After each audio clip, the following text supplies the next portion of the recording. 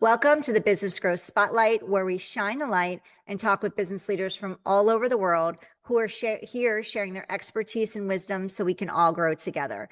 I'm your host, Heidi Schalk, co-founder of HLH Growth Solutions, where we help businesses grow revenue using outside-the-box visibility and automation strategies. If you're new to this podcast, welcome. Today is a great day for you to be joining us. I'm excited to be chatting with my guest, who I'm going to introduce you now, who is Brent Hafele with Vibrancy Unlocked. Did I say that right, Brent? Pretty close. Hafele. Hafele. So right. Yeah, it's unfortunate. Hafele is pronounced wrong in both German and English. I love your last name though. It's so fun. I don't know why my ancestors did that to us, but that's what they did. So I think they felt it sounded more American or something like that. So it is what it is. So Brent Hafele. Brent Hafele with Vibrancy Unlocked. So welcome, Brent. Yes, I'm excited. We chatted a little bit behind the scenes, and I know we're going to have an awesome conversation. So Brent, can you kick us off and share with us a little bit about yourself, about Vibrancy Unlocked, and your role within it? All right. Well, my name is Brent. Hi. I'm the president and coach to CEOs at Vibrancy Unlocked, and we are a leadership coaching, leadership CEO architecture firm of sorts. Like we've been working through them with my own branding company. We're working through exactly how we're going to frame some of this. So this is all in real time. The company is about 3.5 years old, and what we really do is we work with CEOs to help them perform more effectively, and we partner with them. We help them as thought partners, as colleagues, as supporters, as cheerleaders, and other things, because it's really hard to be a CEO. It's very challenging in that, and it's a very unusual job in our society. And so we do a lot of work that way. I'm based in Eau Claire, Wisconsin, although we have people in North America, Africa, and Asia. And so we're expanding in the way that we've grown. There's 4 coaches right now in the firm, and yeah, it's a lot of fun. It's a lot of fun. So I'm curious, 3.5 years in, I know for me, before we launched HLH Growth Solutions, I was working with female entrepreneurs as a business coach. And I know that pivoting, there's transitions, and we're in the first 1.5 years of our business. So I'm curious, what inspired you to start to do this, and what challenges have you faced along the way? Sure. Well, the inspiration to start, this is actually the second business that I've started in my career. So I started a business years ago, and then I sold it to a firm in North Carolina and worked in various different positions between that. And then it was actually, Vibrancy Unlocked was founded out of a family health crisis. And so there was a member of my family that had some significant health issues, and it just became very hard to do a good job in an employment setting. So I needed a lot more flexibility. And so that's when I started Vibrancy Unlocked, as it was almost like a hobby at the time of like, all right, I'll do this on the side, and that allows me that flexibility to really serve my family really well. And it just grew, and it was really a lot of fun. But yeah, we've been, I don't know if you go through iterations, we're on, I don't know, Vibrancy Unlocked 4.0, something on that idea at this point. And I think this version is going to last for a while. We're getting into that where we've getting the right team members in place, got the right structures in place, and products are tested and served, and so it's a process starting from an idea or a concept to bringing it to an organization that actually is a system. So you had mentioned that you work closely with high-level leaders, CEOs. So what has genuinely surprised you about working with CEOs that most people would kind of be surprised about or wouldn't expect? You know, one of the things that most people would not expect is the number of CEOs who feel trapped in their position. So there's people who will say, oh, well, they're the CEO and they've got all this freedom and they've got all this, all this flexibility, and they have all these resources, and wow, what a cool job if I was the CEO. And the challenge is that there's a lot of CEOs who feel stuck, who feel trapped, who get into that position and find out that, whoa, this wasn't what I expected it to be. It's a lot more isolating than they thought it was going to be, because really you can't always talk to your team because it's uncomfortable or unproductive or illegal. You don't want to talk to your partners necessarily, or shareholders, or the board, because you don't want to freak them out. Your friends don't understand, and your family's tired of listening. That's very, it couldn't feel very lonely at the top. Oh my gosh, yes. And the research actually fleshes that out, that loneliness for CEOs is significant. In addition to that, they're also in a information vacuum, because who's going to tell the CEO that things aren't working real well right now? I mean, they don't want to go and broadcast that necessarily to the CEO. And so the CEO gets very cultivated information at times and is not always able to get the most accurate information. And so there's that bubble as well that's isolating. And then there's a lot of judgment about CEOs. So if I was CEO, I would this, and this. And Heidi, the way I like to say it is no, you wouldn't. You would probably be crushed in under 24 hours if you had that person's job. And so it's a very challenging job. It's an awkward job. And one of the other things, Marshall Goldsmith has a statement that says, what got you here. He has a book, actually, What Got You Here Won't Get You There. And CEO is one of those roles, because as you go up the ladder, the corporate ladder, you're always rewarded in what you do. But once you get to the CEO role, it's not about what you do, it's about how you lead.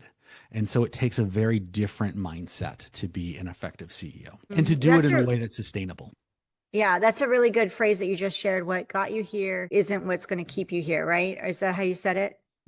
Marshall Goldsmith says, what got you here won't get you there. Well, yeah, what got you here, and it's like that. It's like that in any business, right? What got you to 50,000 won't get you to 100,000. What got you to 100,000 won't get you to 500. What got you to 500 won't get you to 1,000,000, won't get you to 5 million. It's like we're constantly needing to kind of reevaluate and pivot a little bit, right? Grow. And when you're saying that, I'm a mom, I'm a single mom. So I'm like, what got my toddlers past that stage won't get my teenagers through to high school, So because I'm in the teenage stage and I'm looking back going, okay, what got me here isn't what's going to get me there. And I know that. And I'm like, okay, what do I do? And I can imagine that feeling with these CEOs too. It's like, okay, I got here. Great. Now, how do I get my team and everybody to the next level? Because there's so much more responsibility. And it does feel lonely at the top. Like you had said, like, absolutely. Who do they talk to? They're supposed to know it all. They're supposed to have all the answers. So I can feel. At least that's the theory anyway. Right. In theory, they don't. Right. They're supposed to know more than everybody else. Right. So it's like, who do they go to? And they don't necessarily can't talk to really other CEOs because they're doing their own thing and they've got the same, they've got the same environment in their own teams to lead. So what are some of the most common leadership mistakes that you're seeing CEOs make? Sure. The number one mistake that I see is that they're operating in the wrong zone. And so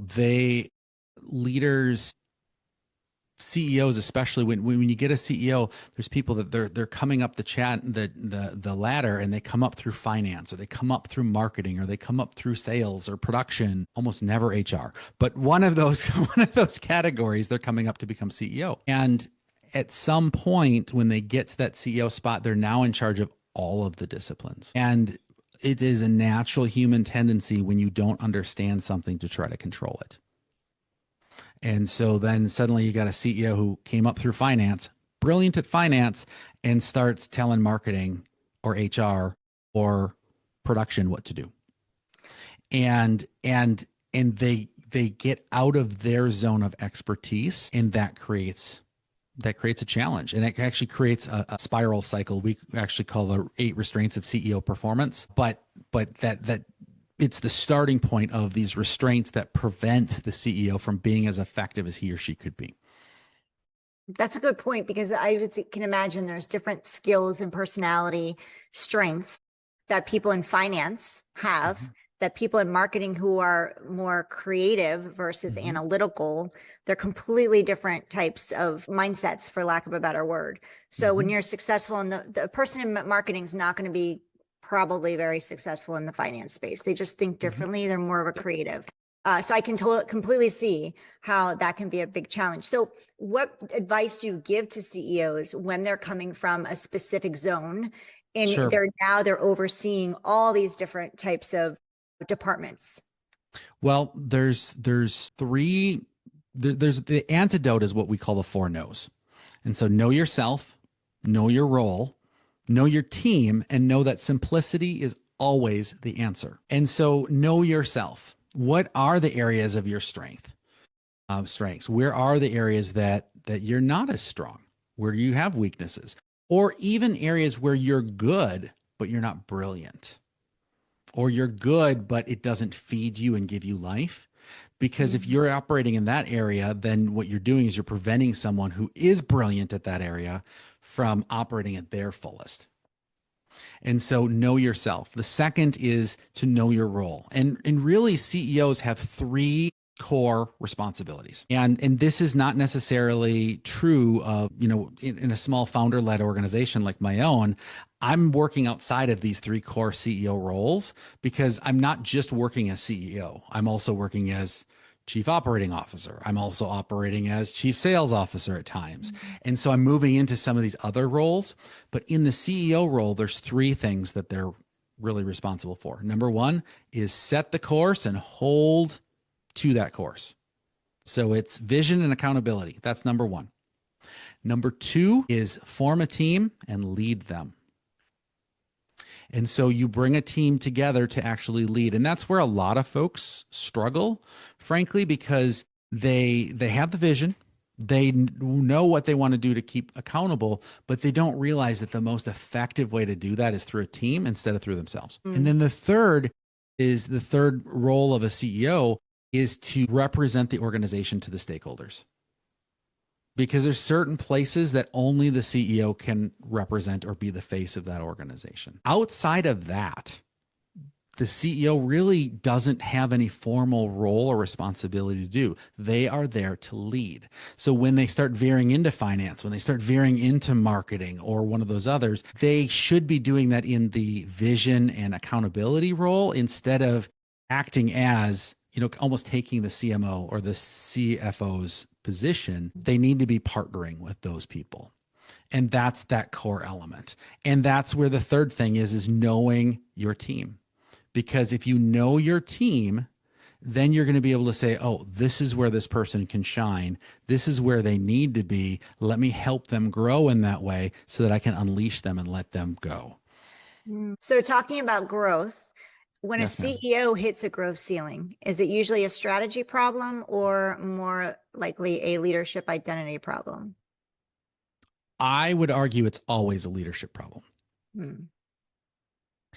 Here's why. Okay. So strategy is something that you can outsource. It's something that you can develop. It's something you can partner with people on.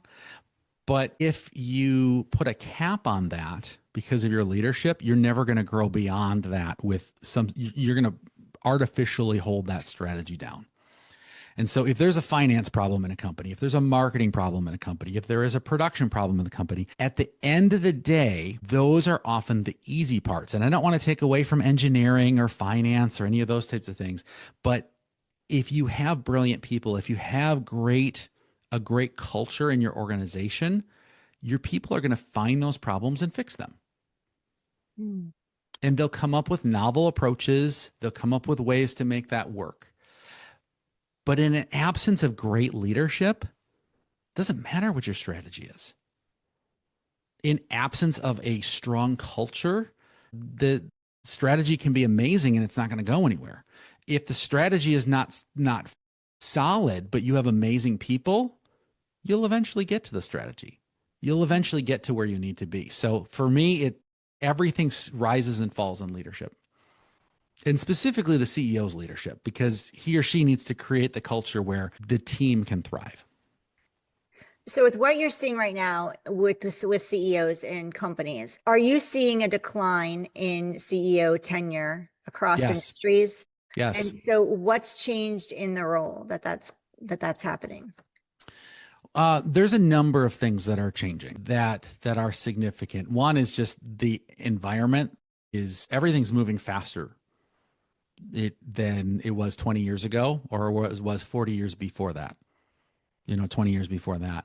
And so the advent of AI, the advent of social media, of all the technology advancements, the different generations and the way they interpret that, there's a lot of things that are changing and fast. And we're also the globalization of the world. I mean, I've got my executive assistant lives in Africa.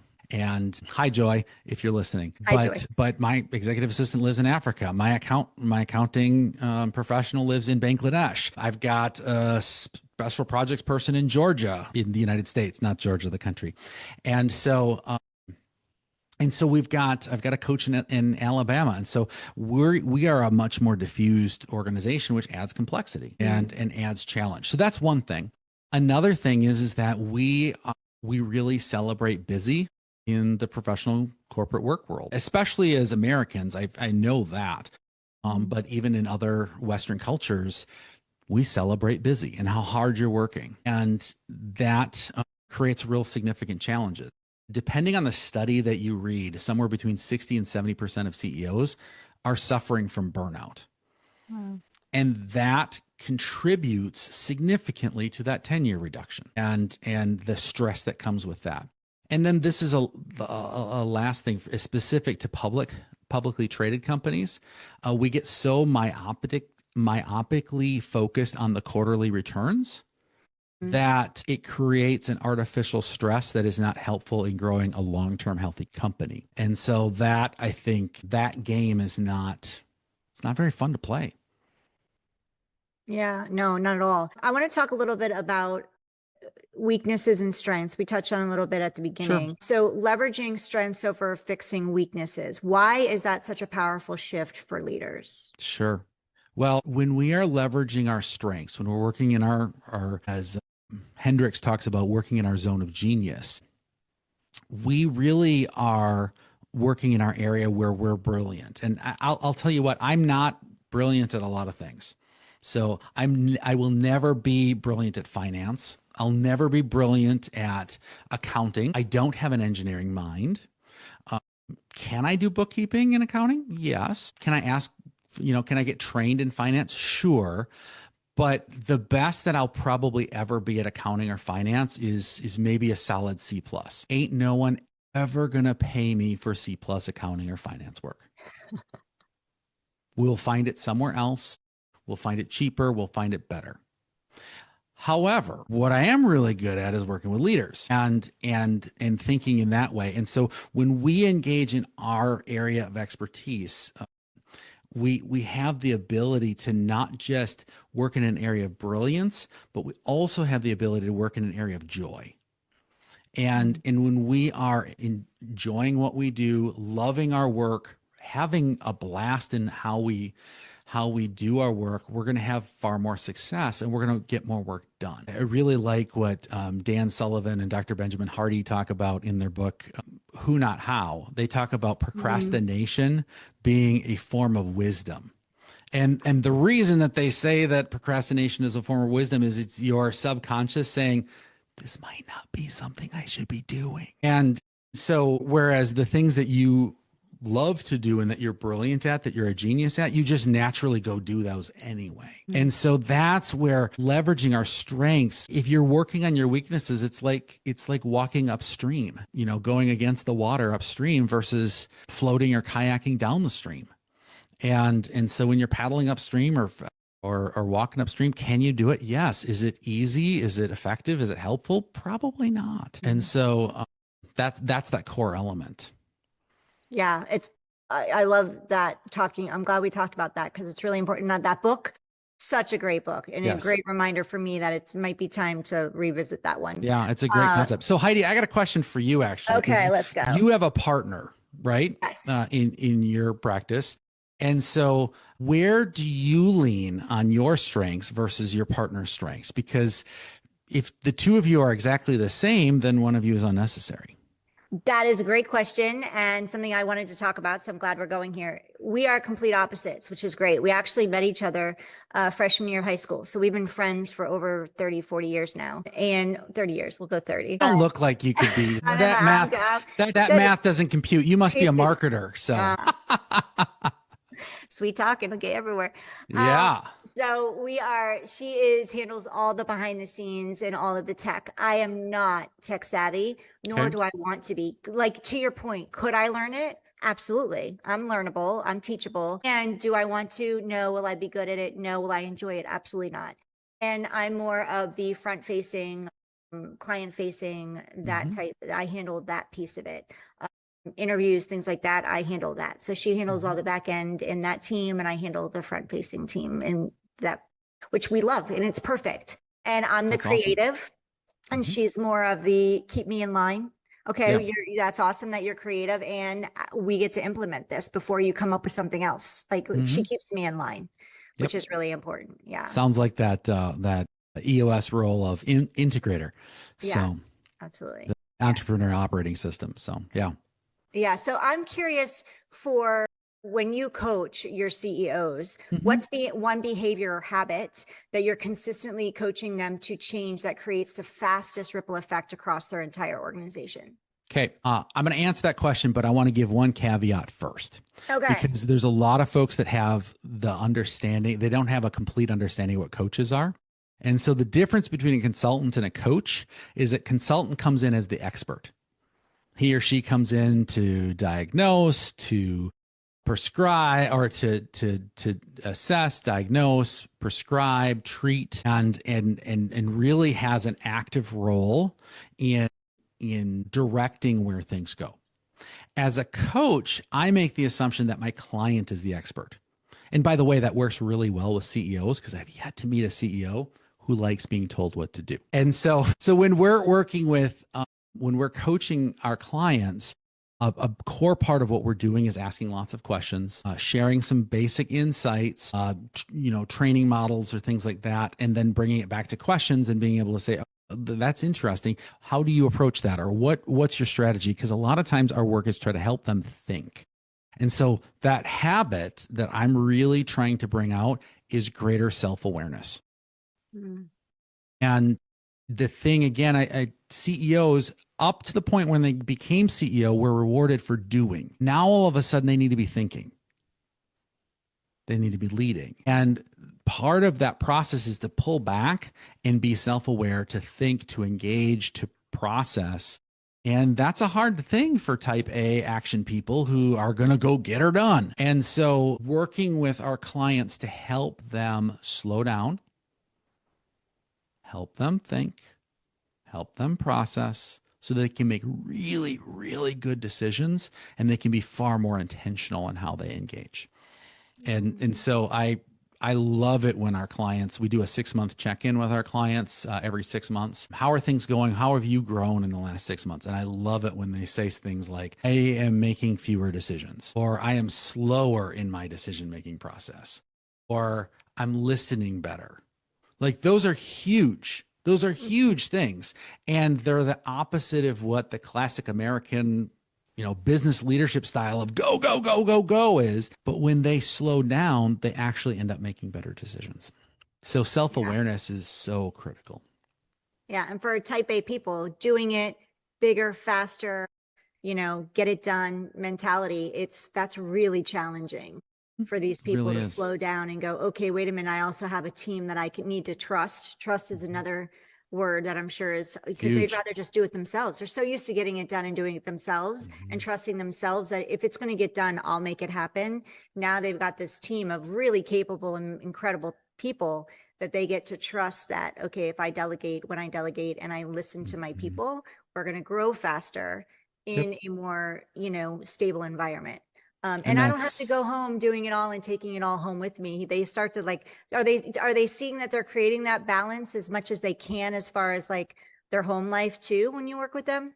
Oh, absolutely. That's Yeah. a core part. I mean, work affects home and home affects work. And there's lots of individuals that are able to compartmentalize, but you can't fully compartmentalize. And so being able to reduce some of the stress at work makes things better at home, and being able to manage things at home makes things better at work. And so yes, absolutely, that's a core part of that goal, because if you can decouple yourself from having to make as many decisions, if you can empower people to who are closer to the decision, or closer to the action, to actually make the decision and make the call, there's less that's dependent on you. And ironically, you're creating a system or a structure of people and a culture that is not dependent on any one person, which means that the organization actually becomes more valuable, not less valuable, as the CEO lets go of having to control as much as they often do.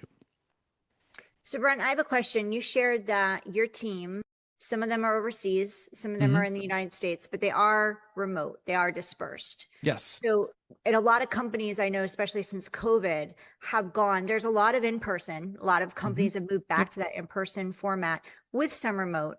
How are you seeing that affect CEOs and their leadership skills needing to adapt with this new, it's still kind of new for a lot of companies where they're, because they were remote. Well, we were in person, then remote, then some people kind of like brought it back a little bit. And now some are fully back engaged in the office and some are still like part-time and some are fully remote. So how are you seeing that? Is there differentiators with these CEOs that are working in these different environments on how they get to lead or how they need to lead, depending on the structure?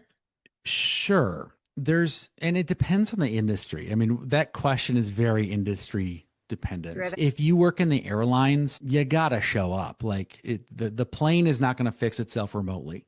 Right. Like that's a core part of that. And we're not at the point where it's going to take off without a pilot. So, I hope so not. that depends on the industry itself. So industries where you can create that flexibility, there is some tension still within the workplace of who's showing up, who's not. And I think a core part of that tension is, are you hiring great people? If you're hiring great people and you empower them to be effective, you've got a culture of production, you can run those hybrid organizations where you can be very functional, where you can make the move and allow people to live where they want to live and be effective in the way that they want to be effective.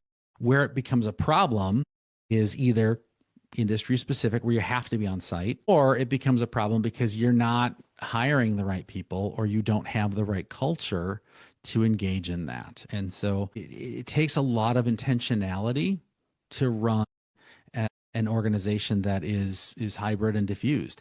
Now, that said, as soon as you get to a certain size of company, you're going to start having different locations. And I'm working with a coffee company right now, CEO of a coffee company, and she has 18 different locations, retail locations. They have a coffee roastery, actually 2 roasteries on 2 different continents, 150 employees, but her people are all over the place and they're never together. And so it's one of those where getting out and being that leader and being in lots of places and frankly repeating yourself. I think, we have this role of chief executive officer, but I think another title for the chief executive officer needs to be the chief repeating officer, the CRO, because they say the same thing over and over and over. And one of the best out there is Ed Bastian at Delta Airlines. If you ever listen to an interview or a conversation that he has, and by the way, Ed, if you're listening to this, I want to meet you. But if you ever listen to Ed in any interview, any conversation, any article, I've never seen one without him mentioning how great the people at Delta Airlines are and how he values his team so deeply. And does he ever get sick of saying that? I don't know, but he says it all the time. Every communication, everything he says, he's always complimenting his team and saying, we got the best people in the world. We've got this. They're great people. They go out of the way. And he's always doing that. And that chief repeating role is really critical, especially in a hybrid environment or a diffused environment, because they're not going to run into the boss on a regular basis. They're not going to run into, necessarily see the CEO, and they may not even be synchronous. They may be in a different time zone or they might be sleeping when you're awake and awake when you're sleeping. Right. And so that's where repeating yourself and having this constant, this is who we are, this is what we're about, really is about culture building. Yeah. Well, whatever Ed's doing, he's doing right, because we were just talking about Delta the other day and airlines and how they're like seems like to me, one of the longest standing airlines out there. And they're always one of the best to fly on, in my opinion. So he's definitely doing something right. And his people feel appreciated. I do. The one, 2 unique things about Delta Airlines is in a highly, highly unionized industry of airlines, there's very few unions in the Delta Airlines complex because they don't need them. The company takes good care of their people. Yeah. And that's huge. That's Yeah, huge. And I'm not anti-union. I just think it's sometimes we need unions because employers or businesses are not doing a great job taking care of their people. But I do applaud those that are able to take such great care that the employees don't want them. absolutely. So question for you, Brent, with your business, 3.5 years, and before this, you had another business. How are you getting in front of your CEOs? How are your CEOs finding you to work with you, marketing wise, visibility wise? I know you're on Sure. podcasts because you're Yep. here. But what Yes. are some of the things that you're doing that are working? So the podcast is not a fast strategy, it's a slow strategy. And it's not like I'm not expecting anyone who's listening to pick up the phone and call me right away. Although, if you want to, you're welcome to, or reach out, please. But it builds credibility. And so there's long-term marketing strategies to get in front of people, which podcasts, writing books, speaking. I do a lot of professional speaking as well. Teaching, all of those types of things are very effective in that. Then there's the short term or the immediate impact. And that's right now I've been going on a CEO tour. I've been going to various different cities around the Midwest and meeting CEOs, and I have conversations with them. And it is an old fashioned model of show up and press the flesh, shake hands, look them eyeball to eyeball, and have substantive conversations with them. And my business is not one where we're not a volume business. We are a quality business, and we're certainly not inexpensive. We're a premium brand. And so our clients that work with us are pretty premium clients. So we don't need hundreds of clients. We need several handful. And that's what we're working with. And so we are looking for exceptionally bright clients who really want to grow, who are self-aware, and help them take their work to a higher level. And so a core part of that is just going out and meeting them and finding out where is there a connection. And so some of that that in person is a critical element that we've found really successful. So Yeah, they say your network is your net worth, right? So getting out there, shaking hands, meeting people face to face, networking is huge and key. So is there anything that you've done? Has this been your strategy all along, or have you tried other avenues of getting in front of them that just didn't work? Well, we have done some things that have not been as effective. And part of that has been in our, wishy-washy branding and not having a great clarity. At first I came out and I'm like, I'm a leadership coach, thinking anyone that needs leadership, I can coach. And then at some point, well, no, I'm an executive coach. So I'm just those that are at the highest, those that are directors and VPs and others. And it was still too generic. And so we have been working on being very specific. We'll coach. I've worked, the past clients have been the CEO of the Pittsburgh Zoo. I've worked with them. They were awesome. I've worked with the largest radio station in Houston. I've worked with foster care organizations in California and healthcare organizations and others. But what we came to is we really need to market to one vertical in order to be really to get the saturation that we need. And so we've been targeting wealth management and finance organizations and banks, credit unions, wealth management organizations, accounting firms, those types of professional organizations, because we have a very specific niche that we can focus in on. And so if we don't run into a construction company that wants our help, absolutely, we would love to work with you. In fact, it sounds like a lot of fun. We'll build some great things together. But when we were so diffuse that we don't have the budget of Coca-Cola, and that's really hard to say, you know what, I'm not going to market to everyone. I'm going to market to this specific niche. And so that, I think it's less about the tactics and more about the message and the target market that we were going for. That as soon as we started really focusing, we started to see a really significant change. Yeah. Well, your audience had clarity too on how you can help them. Correct. And who you can help. Yeah, specifically. Correct. So, Brent, if I could give you a magic wand and you can wave it over one issue or challenge you're having right now and go poof, and it disappears, what would that be and why? It would be clients making decisions faster. And I understand. I mean, I'm smart enough to know that a client that is making a slower decision on on something, they haven't, your offer has not risen to the top of their priority pile. And that's where there's a challenge within that. And I think once we reach a certain gravity as a company, and I'm guessing that's going to be in about another year or two as we expand and build some our reputation and where we're going as a firm, it'll be a little bit easier. But it's those clients that, oh yeah, we're going to make this decision in the next 3 months, or we're going to get this into the next budget, or we're going to, you know what, we got to think about how we're going to proceed because we got this database conversion that we're going to be doing, or we're going to do this other thing. And so if I had that magic wand, I would be like, well, could you make your decision now? Yes or no? And I'm fine with either one, but like, if I'm going to just be that whole, like, we're going to work someone for 24 months, that's a lot of stuff. So I don't know. What would you wave the wand at, Heidi? Nobody's ever turned that on me. What would I wave? Yes. I love being original. Honestly, right now we're moving into summer. So I know where we were at last year. I would say pipeline consistency, because in our business right now, there's waves. Yep. And I would love to see that seasonality consistency coming in. And I think, to your point, no matter where you are, who you are in business, having that clarity is key.